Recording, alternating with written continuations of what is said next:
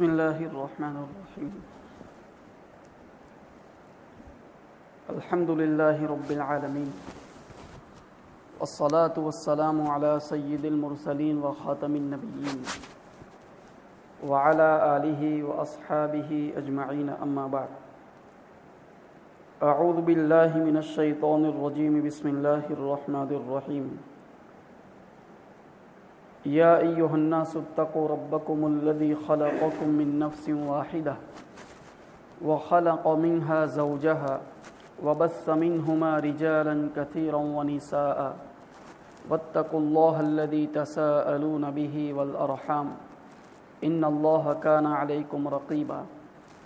وقال تعالى ومن آياته أن خلق لكم من أنفسكم أزواجا لتسكنوا إليها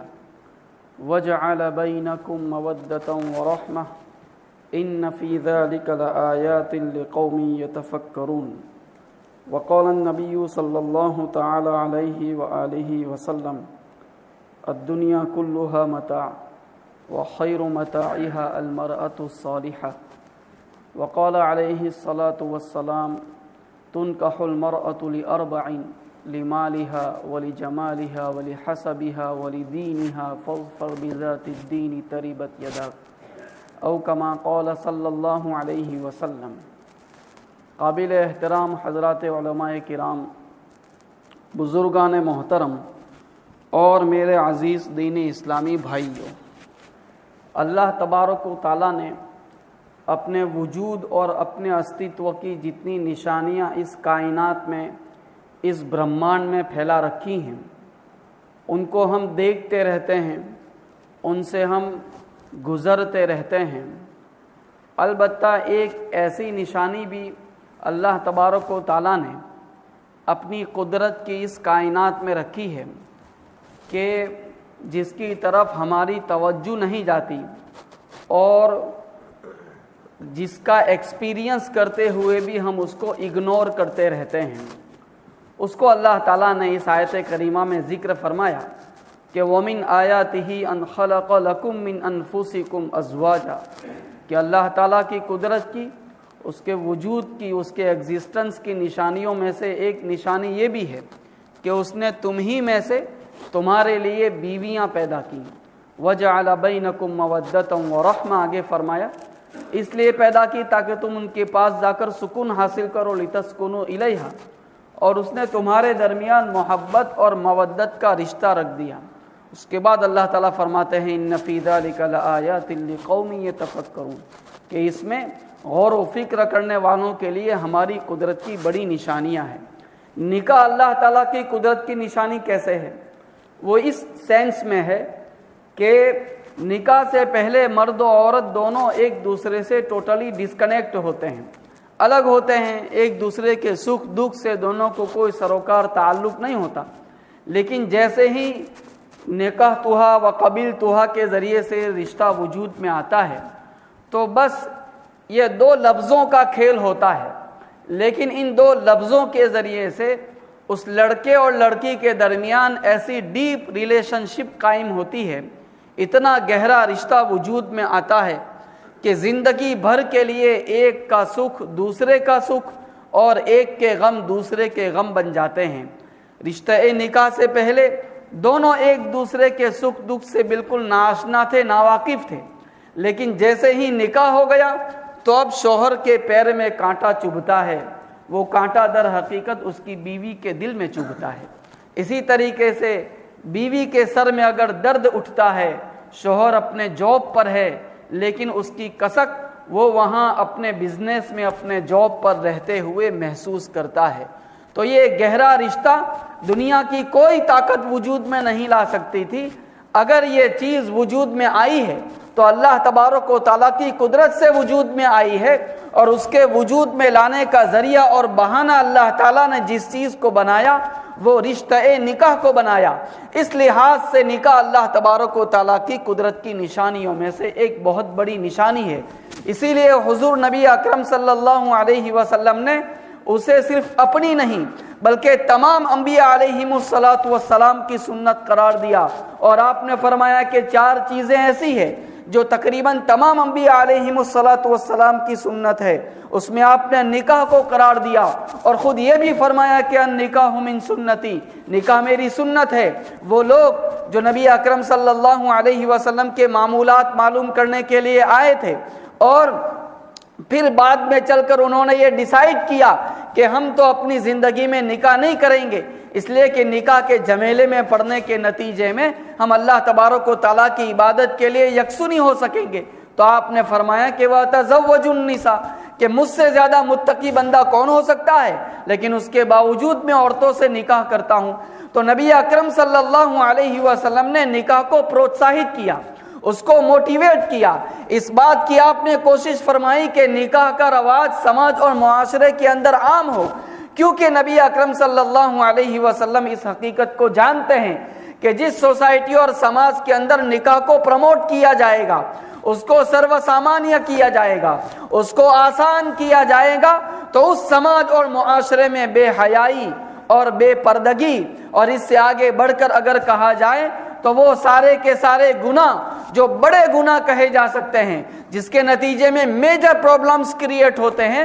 جس کے نتیجے میں کبھی کبھی خاندان بکھر کے رہ جاتے ہیں، پورے خاندانوں کی عزتیں جس کے نتیجے میں داؤں کے اوپر لگ جاتی ہے، ان سارے کے سارے واقعات کو اگر کلوز کرنا ہے، اس کو بند کرنا ہے اور پورے سماج کو ایک پاکیزگی کی طرف اگر لے جانا ہے، یہ چیز جس راستے سے پاسبل ہو سکے گی وہ نکاح کے راستے سے پاسبل ہو سکے گی۔ اس لیے قرآن کریم کہتا ہے وَأَنكِحُوا الْأَيَامَ مِنكُمْ وَالصَّالِحِينَ مِنْ عِبَادِكُمْ وَإِمَائِكُمْ، کہ تم میں جتنے بھی بے نکاح مرد و عورت ہیں ان سب کے پہلی فرصت میں نکاح کا پربند کرو، انتظام کرو، چاہے وہ لوگ ہوں جن کے اب تک نکاح نہیں ہوئے اور وہ نکاح کرنے کا ارادہ رکھتے ہیں لیکن جلدی میدان میں نہیں اترتے۔ قرآن کہتا ہے کہ پہلی فرصت میں ان کے نکاح کراؤ۔ ہمارا نوجوان یہ کہتا ہے کہ میں نکاح کروں گا، لیکن کب کروں گا؟ کہتا ہے جب میں اپنے پیروں کے اوپر کھڑا ہو جاؤں گا تو نکاح کروں گا۔ یا کبھی لڑکا کہتا ہے کہ میں شادی کرنا چاہتا ہوں اور والدین کہتے ہیں کہ پہلے اپنے پیروں پر کھڑا تو ہو جا، اسی انتظار میں 25 سال ہو گئے، 27 سال ہو گئے، 30 ایئرس ہو گئے، 33 35 تک لوگ پہنچ جاتے ہیں اور نکاح نہیں کرتے۔ اب غور کا مقام ہے کہ 30 ایئرس کی عمر میں جو بندہ نکاح کرے گا اس کے یہاں اگر اللہ تبارک و تعالیٰ پہلی اولاد فوراً دے دے اور لڑکا دے، پھر بھی وہ لڑکا 25 سال کی عمر میں جب کمانا شروع کرے گا تو اس کی عمر اس وقت 55 ہوگی، 55 سال کی عمر ہوگی، تب تک اس کو سٹرگل کرتے رہنا پڑے گا، محنت کرتے رہنا پڑے گا۔ اور اگر پہلی اولاد لڑکے کی شکل میں نہیں ہے، لڑکی کی شکل میں ہے، تو پھر یہ سٹرگلنگ کا پیریڈ اور دور چلا جائے گا۔ 60 سال گزر جاتے ہیں، 65 سال گزر جاتے ہیں، بندہ بیچارہ اپنی دنیا سے فارغ نہیں ہوتا، ویل سیٹ نہیں ہو پاتا۔ کیوں؟ اس لیے کہ زندگی کو ویل مینج پہلے سے نہیں کیا۔ اب پھر یہ ہوتا ہے کہ مجھے تھکنے نہیں دیتا یہ ضرورت کا پہاڑ، میرے بچے مجھے بوڑھا نہیں ہونے دیتے۔ 70 ایئرس کی عمر میں آدمی محنت کرتا رہتا ہے، اسٹرگلنگ کے اوپر مجبور ہوتا ہے۔ کیوں؟ یہ اس لیے ہوتا ہے کہ اس نے زندگی کو مس مینج کیا ہوا ہے۔ تو ویل مینج زندگی یہ ہوتی ہے کہ بندہ پہلی فرصت میں نکاح کی فکر کرے۔ بندہ یہ کہتا ہے کہ پیروں پہ کھڑا ہو جاؤں تو نکاح کروں، اور اللہ تعالیٰ کا قرآن یہ کہتا ہے کہ وَأَنكِحُوا الْأَيَامَ مِنكُمْ وَالصَّالِحِينَ مِنْ عِبَادِكُمْ وَإِمَائِكُمْ، نکاح کرا دو۔ کیوں؟ إِن يَكُونُوا فُقَرَاءَ يُغْنِهِمُ اللَّهُ مِنْ فَضْلِهِ، اگر یہ فقیر ہیں، قلاش ہیں، بے یار و مددگار، بے سہارا ہے، یغنہم اللہ من فضلی، اللہ تعالیٰ اپنے فضل سے ان کو مالدار کر دے گا۔ تو بندہ کہتا ہے کہ پیروں پہ کھڑا ہو جاؤں تو نکاح کروں، اللہ تعالیٰ کہتے ہیں کہ میرے بندے نکاح کر لے، میں تجھے پیروں پر کھڑا کر دوں گا۔ اب فیصلہ ہم کو کرنا ہے کہ مجھے اپنی عقل پہ بھروسہ کرنا ہے یا اللہ تعالیٰ کے وعدوں کے اوپر اعتماد کرنا ہے۔ میرے دوستو، یہ بات صرف ان لوگوں کے بارے میں نہیں کہی جا رہی جنہوں کے اب تک نکاح نہیں ہوئے، بلکہ سماج میں ایسے لوگ بھی ہو سکتے ہیں، ایسی عورتیں ہو سکتی ہے جن کو طلاق پڑ چکی ہے وہ اپنے گھر پر ہے، ایسی عورتیں ہو سکتی ہیں کہ جن کے شوہروں کا انتقال ہو گیا اور وہ اپنے گھروں پر زندگی گزار رہی، ان کو بھی ایڈریس کیا جا رہا ہے اس آیت کریمہ کے ذریعے سے کہ ان سب کے نکاح کرا دو۔ کیوں؟ کیونکہ کبھی کبھی وہ عورت جس کو طلاق پڑ چکی یا جس کے شوہر کا انتقال ہو گیا، اسے اپنے والد کے گھر، اپنے بھائی کے گھر اس حال میں زندگی گزارنے پر مجبور ہونا پڑتا ہے کہ اس گھر میں اس کی حیثیت ایک نوکرانی اور مزدور سے زیادہ نہیں ہوتی۔ 2 وقت کا پیٹ بھرنے کے لیے اسے سارے جھمیلے اٹھانے پڑتے ہیں، ساری پریشانیاں برداشت کرنی پڑتی ہے، بار بار تانے سننے پڑتے ہیں۔ قرآن کریم کہتا ہے کہ ان سب کے نکاح کرا دو تاکہ یہ اپنے شوہر کی چھتر چھایا میں رہ کر عزت کی روٹی توڑ سکے۔ میرے دوستو، یہ احسان ہے قرآن کریم کا۔ عورتیں کہتی ہے کہ اسلام نے ہم کو کیا دیا، اس نے تو ہم پر اتیاچار کیا۔ او اللہ کی بندیوں، یہ اسلام کا تم پر احسان ہے کہ وہ تم کو کبھی بھی اس پوزیشن میں نہیں چھوڑتا کہ تم بے یار و مددگار کسی کے تانوں کے سائے میں زندگی گزارنے پر مجبور ہو جاؤ۔ اسی طریقے سے وہ لوگ جن کی بیویوں کا انتقال ہو گیا، عمر 50 سال کی ہے، 55 سال کی ہے، لیکن بندہ بھی ذرا ہٹا کٹا ہے اور اس کو عورت کی ضرورت ہے، وہ شادی کرنا چاہتا ہے، اس کی اولاد یہ کہتی ہے کہ ہمارے ابا کی نئی بیوی آئے گی تو وہ میراث کے اندر حصہ لے گی، تو اولاد منع کرتی ہے اور ناراض ہو جاتی ہے۔ میرے دوستو، اس کے نتیجے میں بڑے مسائل وجود میں آتے ہیں۔ ارے کوئی یہ کہے کہ 55 سال کی عمر میں، 60 سال کی عمر میں بڈھے نے نکاح کیے، یہ بدنامی تو آدمی گوارا کر لے، لیکن خدا کے واسطے میرے دوستو، آدمی اپنی سیکسول ڈیزائر کو کسی نیگیٹو راستے سے پورا کرنا گوارا نہ کرے۔ ایک مدت ہو گئی، ایک صاحب نے 70 ایئرز کی عمر میں نکاح کیا،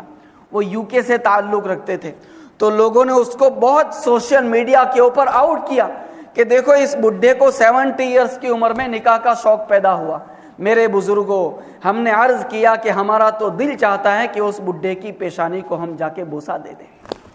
کیونکہ وہ بڈھا اس ملک میں زندگی گزار رہا ہے کہ ناجائز طریقے سے اگر وہ روزانہ کسی نئی عورت کے ذریعے سے اپنے بستر کو گرم کرنا چاہے تو کر سکتا ہے، لیکن اس نے سماج میں بدنام ہو جانا تو گوارا کیا، لیکن اس بات کو پسند نہیں کیا کہ میں اپنی سیکسول ڈیزائر کے سیٹسفیکشن کا سامان کسی ناجائز راستے سے کروں، ان پراپر وے سے کروں۔ اس کو اس بڈھے نے گوارا نہیں کیا، اور یہی مطالبہ ہے کہ چاہو بدنام ہو جاؤ، ایک بیوی سے ضرورت پوری نہیں ہو رہی ہے، بیوی بیمار ہے جس کے نتیجے میں آدمی اس کے ساتھ تعلق قائم نہیں کر پا رہا ہے، تو کسی دوسرے سے چھپ چھپا کر پینگے نہ بڑھاؤ۔ شریعت نے دروازے کھلے رکھے ہیں، دوسرے نکاح کا آپشن ہے، بندہ دوسرے نکاح کرے۔ اور میرے دوستو، اس کے نتیجے میں کئی ایسی عورتیں جو بیوگی کی حالت میں زندگی گزار سکتی ہیں کہ کوئی شخص ان کو اپنی پہلی بیوی بنانا تو پسند نہیں کرے گا، لیکن دوسری بیوی بنانا پسند کر سکتا ہے، تو ایسی طلاق شدہ اور بیوہ عورتوں کے گھر بس جائیں گے۔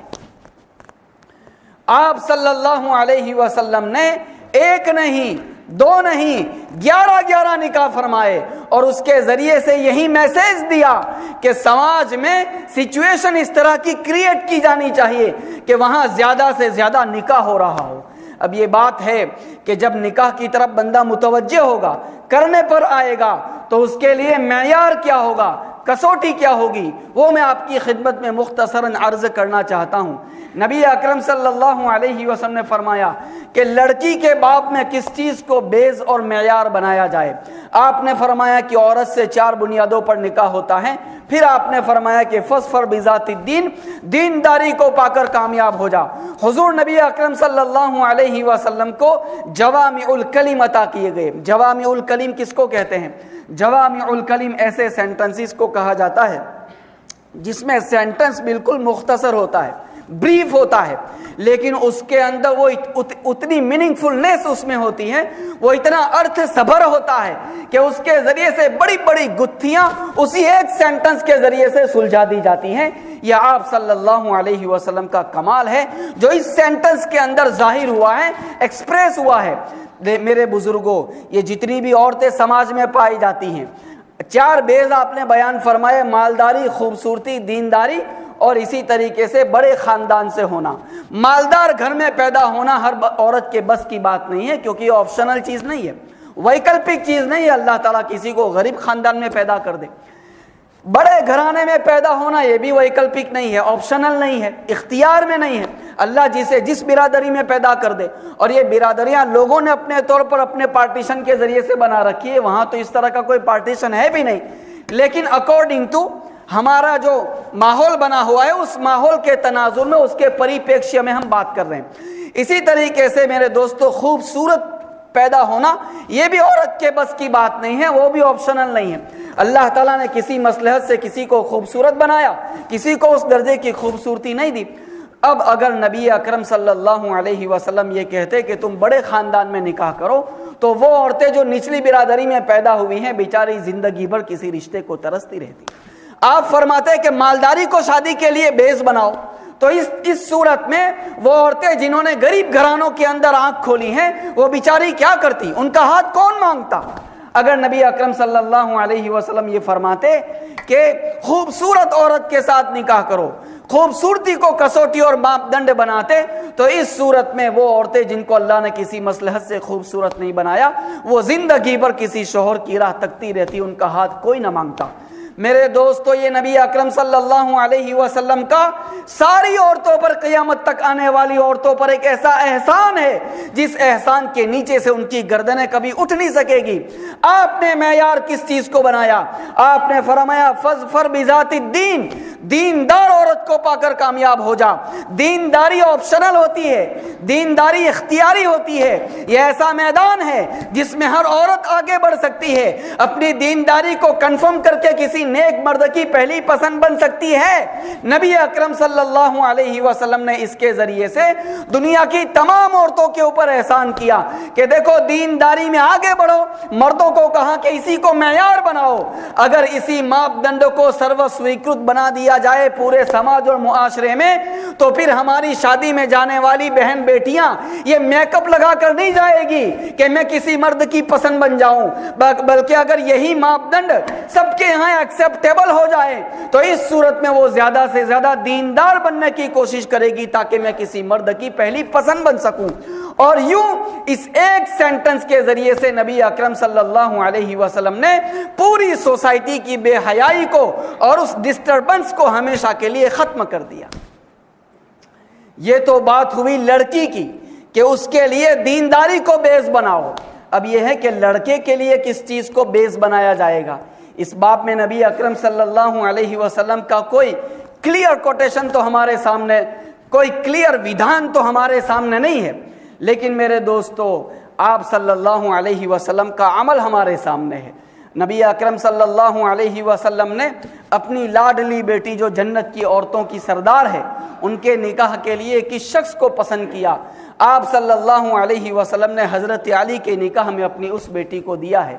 حضرت علی رضی اللہ تعالیٰ عنہ کے پاس کچھ نہیں تھا، وہ بیچارے قلاش آدمی تھے، ان کی ذمہ داریاں خود حضور اٹھاتے تھے، بلکہ ان کی شادی کا اہتمام اور سارا سامان بھی حضور نبی اکرم صلی اللہ علیہ وسلم نے فراہم کیا تھا۔ تو پھر آخر اپنی یہ پھول جیسی بیٹی جو جنت کی عورتوں کی سردار ہے، وہ کس بنیاد پر علی کو دی جا رہی ہے؟ وہ کیریکٹر کی بنیاد پر دی جا رہی ہے، وہ دینداری کی بنیاد پر دی جا رہی ہے، وہ چارتریہ کی بنیاد پر دی جا رہی ہے۔ اس لیے کہ اگر میں مالدار گھرانے کو دیکھ کر اپنی بیٹی حوالے کر دوں، فورن کو دیکھ کر اپنی بیٹی حوالے کر دوں، اور اسی طریقے سے بڑے گھرانے کو دیکھ کر اپنی بیٹی حوالے کر دوں، کوئی ڈگری دیکھ کر اپنی بیٹی کسی کے حوالے کر دوں، اور وہ دیندار نہیں ہے، وہ اخلاق و کیریکٹر کا بالکل کوڑا ہے، اب وہ کئی گھنٹے باہر گزارتا ہے، رات کو دیر سے گھر لوٹتا ہے، وہ ایکسٹرا افیئر رکھتا ہے، اور دوسری عورتوں سے نعوذ باللہ ناجائز طریقے سے پینگے بڑھاتا ہے، میری بیٹی کے حقوق ادا نہیں کرتا۔ اس کی مالداری نے میری بیٹی کو کیا فائدہ پہنچایا؟ اس کی ڈگری نے میری بیٹی کو کیا گین کیا؟ میرے دوستو، اس صورت میں نے تو جیتے جی اپنی بیٹی کی زندگی کو جہنم بنا کے رکھ دیا۔ حسن بصری رحمۃ اللہ علیہ سے کسی نے پوچھا کہ حضرت میں اپنی بیٹی کی شادی کرانا چاہتا ہوں تو کس کے ساتھ کراؤں؟ حضرت نے کہا کہ تم اپنی بیٹی کی شادی کے لیے دیندار متقی لڑکے کو پسند کرو۔ کیوں؟ اس لیے کہ اگر شادی کے بعد اس کا دل تمہاری بیٹی کے ساتھ میچ ہو گیا، مل گیا، تو وہ محبت کی وجہ سے اس کے ساتھ اچھا سلوک کرے گا، اور اگر خدا نہ خواستہ اس کا دل شادی کے بعد تمہاری بیٹی کے ساتھ میچ نہیں ہوا، نہیں ملا تو کم از کم چونکہ اس کے دل کے اندر تقویٰ ہے، پرہیزگاری ہے، دینداری ہے، تو دینداری کی وجہ سے وہ تمہاری بیٹی کے اوپر ظلم نہیں کرے گا، اس کا حق ادا کرے گا، اس کی دینداری اسے تمہاری بیٹی کے ساتھ بدسلوکی کرنے سے روکے گی۔ میرے دوستو یہ بھی ایک ٹریجڈی ہے اس دور کے اندر کہ جب بھی کہیں رشتہ جاتا ہے تو کہتے ہیں کہ اچھا مولوی صاحب چھے بھائی لاؤتاد نو، اور اسی طریقے سے حافظ قرآن ہے یا کوئی ایسا بندہ ہے جس نے حضور کی سنت کو اپنے چہرے پہ اپنے بدن پہ سجا رکھا ہے، تو پہلے سے منع کر دیا جاتا ہے او اللہ کی بندیوں تمہیں پتہ بھی ہے یقیناً عالم بھی ظالم ہو سکتا ہے جس طریقے سے عالمہ ظالمہ ہو سکتی ہے، لیکن بات یہ ہے کہ صرف اس وجہ سے ریجیکٹ کر دینا کہ وہ دیندار ہے، وہ عالم دین ہے، وہ حافظ قرآن ہے، او اللہ کے بندو، او اللہ کی بندیوں، اگر اللہ تبارک و تعالیٰ کی غیرت جوش میں آ گئی اور اس نے فیصلہ کر دیا کہ اچھا ایک بندہ تمہارے گھر آیا، تمہارے در آیا، اسے صرف اس لیے ریجیکٹ کر دیا گیا وداؤٹ اینی ڈیٹیلز، صرف اس لیے ریجیکٹ کر دیا گیا کہ اس کے سینے میں قرآن ہے، وہ اس کے پیٹ میں نے اپنا علم اتارا ہے، جاؤ میں فیصلہ کرتا ہوں کہ تمہاری نسلوں میں کوئی حافظ قرآن پیدا نہیں ہوگا، تمہاری نسلوں میں کسی عالم دین کو پیدا نہیں کروں گا، تم نے ان کا انسلٹ کیا ہے، what can we do؟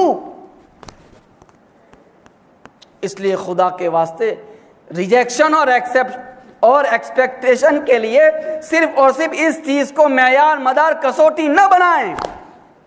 کہ وہ عالم دین ہے، وہ حافظ قرآن ہے، اصل اس چیز کو دیکھا جائے گا کہ وہ دیندار ہے یا نہیں ہے۔ اس کے بعد اگلی چیز، وقت بڑی تیزی کے ساتھ گزرتا جا رہا ہے، اس کے بعد بات یہ ہے کہ اب جب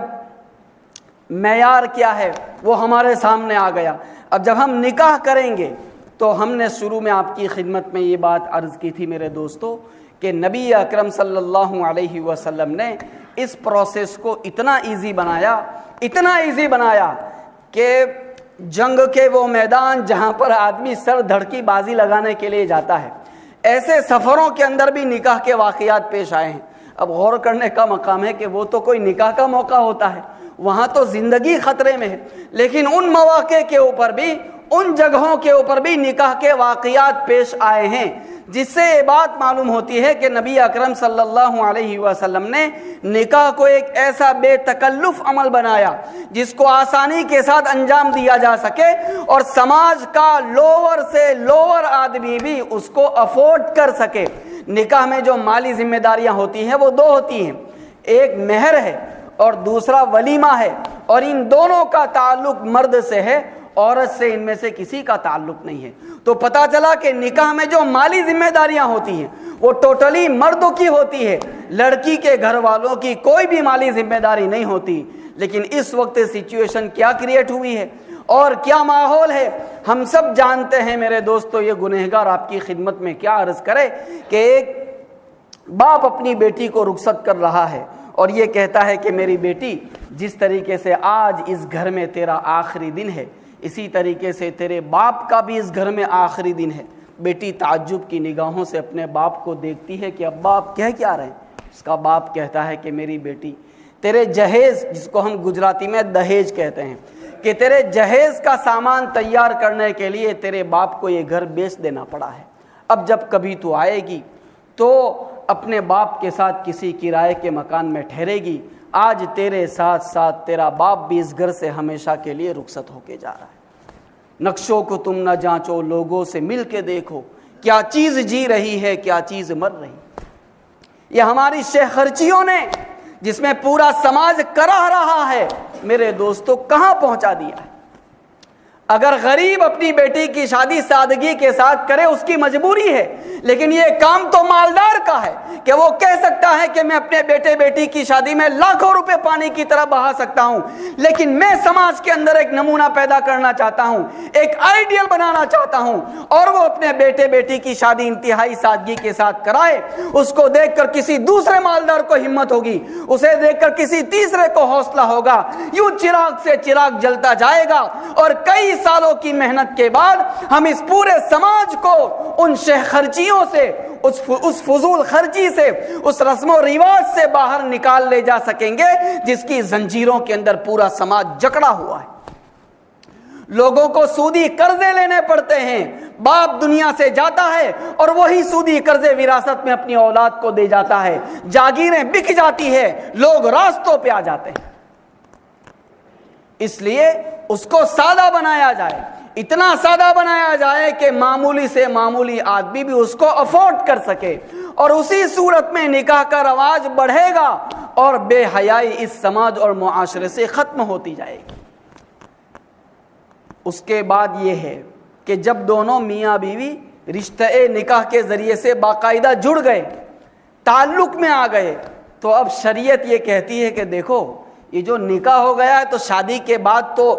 میسیجنگ ہوتی ہے، اب اس پر گفتگو نہیں ہو سکی کہ بغیر صرف رشتہ ہوا ہے اور اب تک باقاعدہ نکاح نہیں ہوا، تو اس لڑکے لڑکی کو ایک دوسرے کے ساتھ کلوز نہیں ہونا چاہیے، میسیجنگ بھی نہیں کرنی چاہیے اور گفتگو بھی نہیں کرنی چاہیے۔ ایسے واقعات ہماری نگاہوں کے سامنے ہیں کہ دونوں ایک دوسرے کے ساتھ گفتگو کرتے رہے اور دونوں نے ایک دوسرے کے اپنے اپنے گھر کے سارے راز اگل دیے، اور اس کے بعد کوئی ایسا ایشو پیش آ گیا جس کے نتیجے میں وہ رشتہ ٹوٹ گیا۔ اب دونوں پریشان ہیں، نہ اس کا رشتہ ہوتا ہے نہ اس کا رشتہ ہوتا ہے، بڑی پریشانیاں پیش آتی ہیں۔ اس لیے تب تک تو بالکل ریزرو رہے۔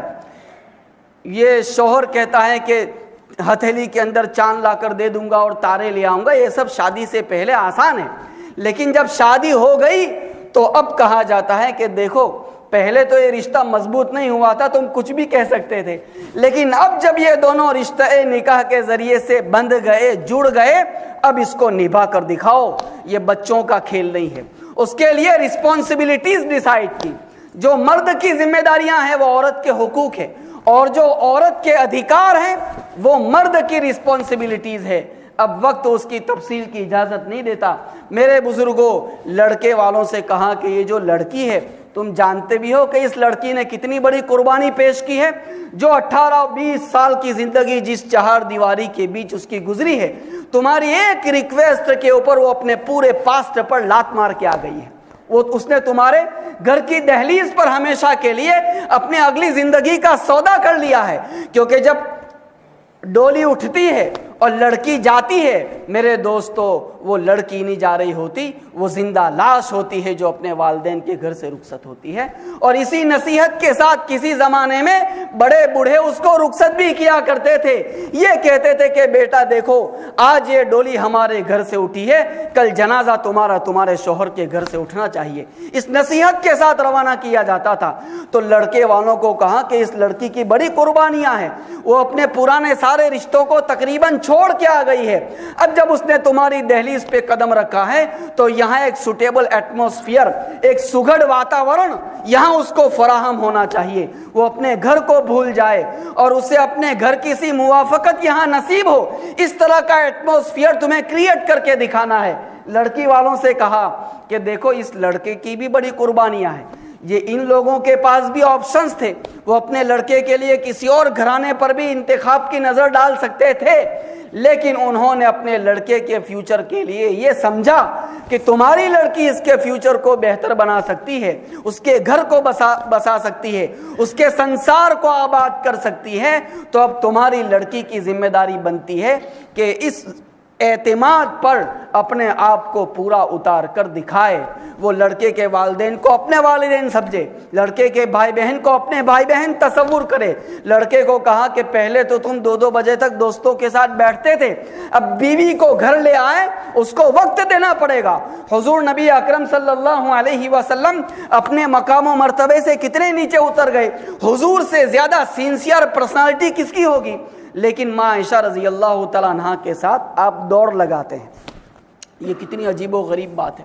کہ ایک ایسا شخص جس کے بارے میں قرآن کہتا ہے کہ ان لک فی النہار سبحا طویلا، آپ کو تو بہت کام رہتا ہے، لیکن اس کے باوجود وہ صرف اور صرف اپنی بیوی کی دلداری کے لیے اس بیوی کے ساتھ دوڑ لگاتا ہے۔ ترمذی شریف کی روایت میں یہ بات موجود ہے کہ عصر سے لے کر مغرب تک کا وقت حضور نے اپنے گھر کی تمام بیویوں کے لیے فارغ کر رکھا تھا۔ ہر بیوی کے یہاں روزانہ، جب بھی آپ مدینہ منورہ میں ہوتے تھے، ہر بیوی کے یہاں روزانہ تھوڑی تھوڑی دیر جایا کرتے تھے۔ تو وقت دینا اس کو، اور دوسری طرف بیوی سے کہا کہ دیکھو شوہر کی طبیعت میں غیرت ہوتی ہے، اس غیرت کا تمہیں خیال رکھنا ہے۔ اور حضور نے کتنا خیال رکھا کہ جس مرد کے اس کے گھر میں آنے کو شوہر پسند نہ کرتا ہو اس مرد کو اپنے گھر کے اندر نہ بلاؤ، اپنے شوہر کے بستر کے اوپر شوہر کے علاوہ کسی اور کو نہ بٹھاؤ۔ مرد کی غیرت کا نبی اکرم صلی اللہ علیہ وسلم نے خیال فرمایا۔ اس میں اور تفصیلات ہیں لیکن وقت اس کی اجازت نہیں دیتا، تو جو بیسک میسج آج کی اس جمعہ کے پلیٹ فارم سے کنوے کر کے آپ تک پہنچانا ہے وہ یہ ہے کہ نکاح کو شریعت نے آسان کیا، ہم اس کو آسان بنائیں۔ اور میرے بزرگوں، جو نوجوان ہیں جو بہت بعد میں آئے ان کی خدمت میں عرض کرتا ہوں کہ یہ نہ سوچے کہ پیروں پہ کھڑے ہو جائیں گے پھر نکاح کریں گے۔ آپ نکاح کریں، اللہ تعالیٰ قرآن میں وعدہ کرتا ہے کہ وہ آپ کو پیروں کے اوپر کھڑا کر دے گا۔ اللہ تبارک و تعالیٰ ہم سب کو توفیق عطا فرمائے، آمین یا رب العالمین۔ وآخر دعوانا الحمدللہ رب العالمین۔